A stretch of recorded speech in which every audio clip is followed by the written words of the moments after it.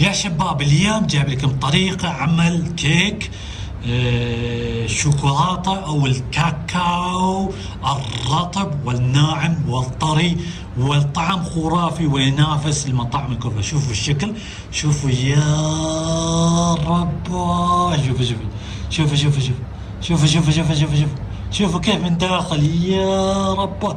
في هذا الفيديو بشرح لكم كيف تسوي هذا الكيك مزين بالجوز او الفستق خرافي. نروح لطريقة تحضير هذا الكيك فيلا. اوكي يا شباب، اول شيء ننخل المواد الجافة اللي هو طحين، مسحوق الفانيليا، البيكنج باودر والملح. اوكي، نحط في المصفاة بهذه الطريقة، وايضا الطحين الدقيق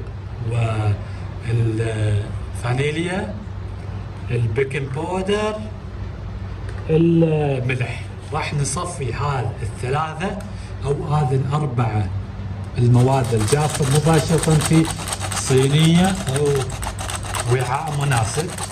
بهذه الطريقة راح نصفيه جيدا.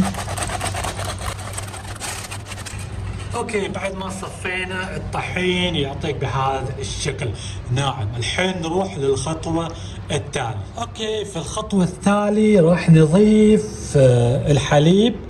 طبعا المقادير كلها في الديسكريبشن. كوب حليب بهذه الطريقة، وكوب زيت،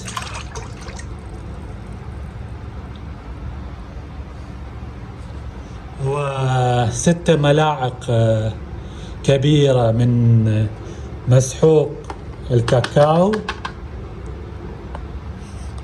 والسكر. طبعا المقادير كلها في الديسكربشن، يعني ما يحتاج انك تاخذها من الفيديو، كل شيء في الديسكربشن. الحين راح نخلط هذا المكونات.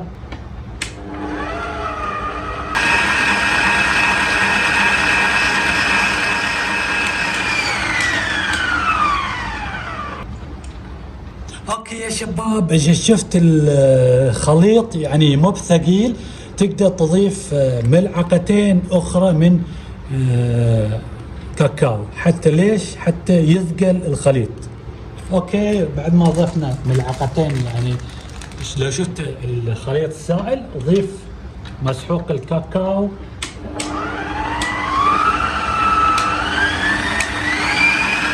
اوكي، مثل ما تشوفون هذا هو القوام اللي راح نحتاجه. لاحظوا القوام يعني ثقيل. اوكي، بهذا المفهوم. الحين بعد ما نوصل للقوام الشوكولات، الصوص الشوكولاتة، سوينا صوص الشوكولاتة، راح ناخذ كأس او قلاص واحد. راح نحط قلاص واحد يعني صوص الشوكولاتة بهذا الطريقة.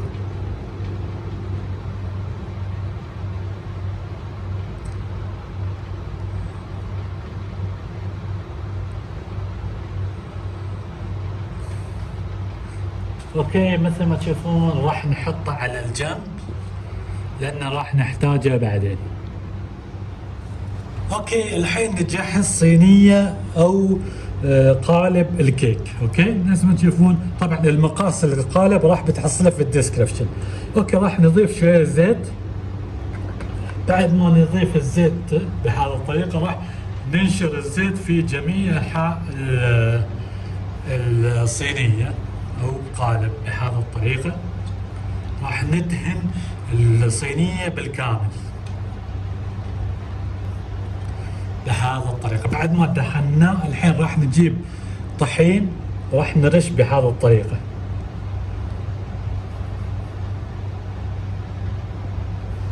ليش؟ حتى الكيك ما تلتزق. الحين راح بعد ما شلنا قلاص من صوص الكاكاو، راح نضيف الحين 3 بيضات في هذا المكان. البيضة الأول،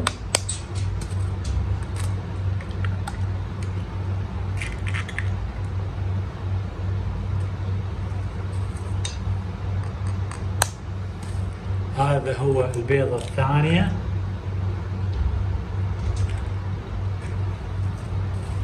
هذا هو البيضة الثالث.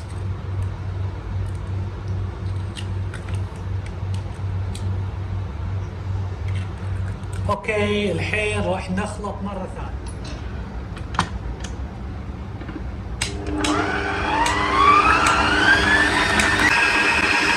اوكي بعد ما ضربنا البيض مع صوص الشوكولاتة جيدا، الحين كل ما عليك انك تحرك، تفتح الجهاز الخفق او جهاز الخلط وتحط لي اقل شيء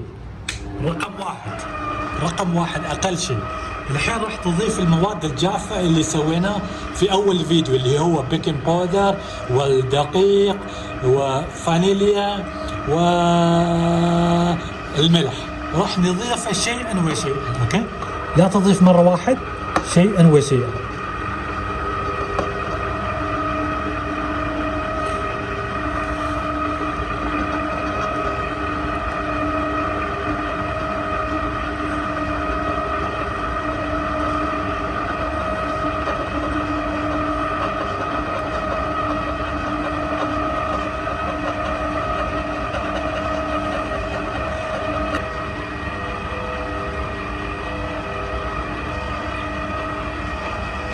اوكي اذا شفت في ترسبات في الحواف تقدر تستخدم ملعقة وتشيل الترسبات اللي في اطراف.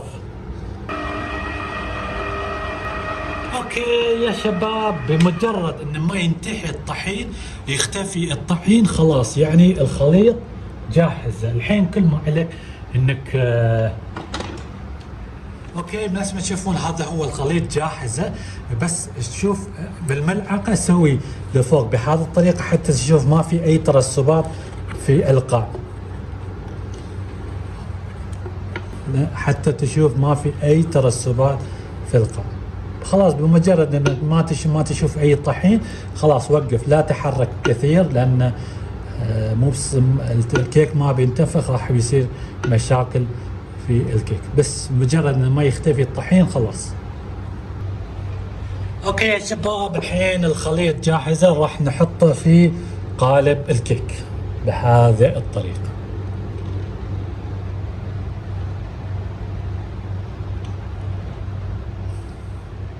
اوكي الحين باستخدام عود اسنان سوي بهذه الطريقه له. اوكي حتى اذا لان هذا الطريقه راح يساعد الكيك بالانتفاخ اكثر يا شباب.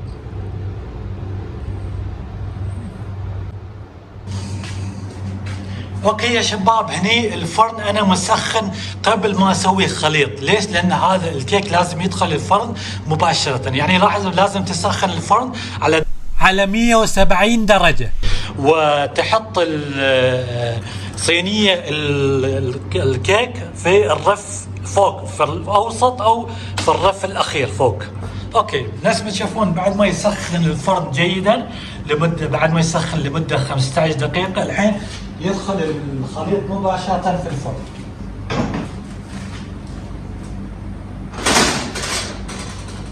اوكي مثل ما تشوفون هذا هو الخليط قبل ما يدخل الفرن مباشره، راح نضيفه في الوسط، في الرف الاخير او في الرف الاوسط. خلاص بهذه الطريقه الكيك راح ننتظر. اوكي يا شباب الحين نحسب 30 دقيقه مباشره، احسب 30 دقيقة، بعد ما ينتهي 30 دقيقة يكون الكيك جاهز. طبعا راح بوقف الفيديو لين ما يصير 30 دقيقة وبرجع لكم. يا شباب طبعا بعد نص ساعة تجيب عود اسنان تغرسه في الكيك، اذا ما التزق اي شيء في العود او الخشبة يعني مستوي. فاول ما يستوي كل ما عليك انك يعني وهو الكيك في الفرن راح تستخدم اي شيء عازل حرارة، اي شيء راح تفتح باب الفرن وراح تسكر، يعني راح تخلي باب الفرن شوية مفتوح. ليش؟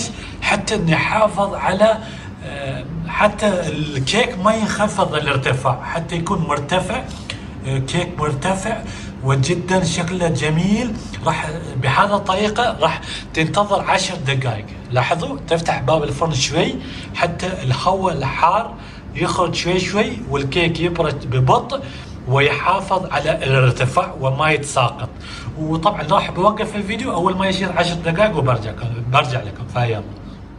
اوكي يا شباب، بعد ما استخرجناه في الفرن تخليه شوي يبرد، وراح تجيب عود اسنان وراح تغرز بهذا الطريقة. راح تغرز جميع الاماكن الكيك بهذا الطريقة.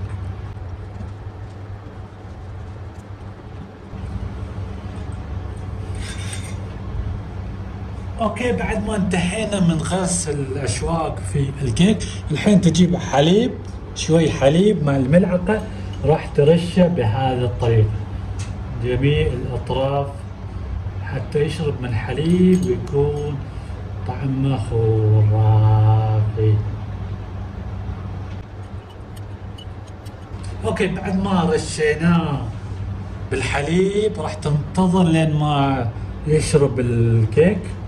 الحين تتذكرون هذا القلاص اللي شليناه من اول الفيديو، شلينا قلاص من الصوص الشوكولاتة، هذا القلاص الحين راح نرشه مباشرة في صوص الكيك.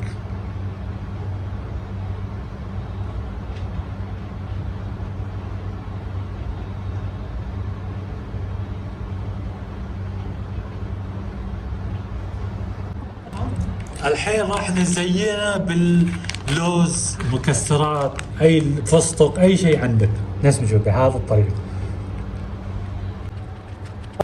اوكي، مثل ما تشوفون هذا هو الكيك جاهزة، ولكن راح نحطه في الثلاجة لين ما يبرد. طبعا راح بوقف الفيديو بحطه في الثلاجة لين ما يبرد وبرجع لكم فيلا.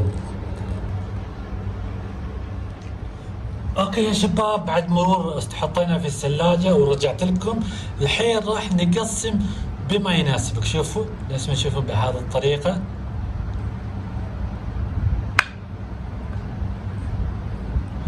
اوكي، راح ناخذ هذا القطعة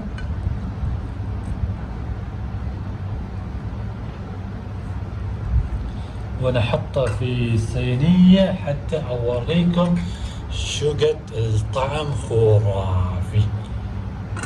شوفوا هذا هو الكيك، لاحظوا الكيك كيف شكله. شوفوا هذا هو الكيك الشوكولاتة اللذيذة. شوفوا شوفوا شوفوا شوفوا كيف، شوفوا يا رب. انصح الكل يجرب هذا الكيك يا شباب، طعم خرافي وينافس المطاعم الكبرى. شوفوا كيف من تحت من داخل كيك الرطب محشي بالجوز والشكل خرافي. بس يا شباب انصح الكل يجرب هذا الكيك. وبس يا شباب، اذا عجبكم المقطع اضغط لايك للفيديو، اذا ما اشترك في القناه اشترك في القناه وفعل زر الجرس.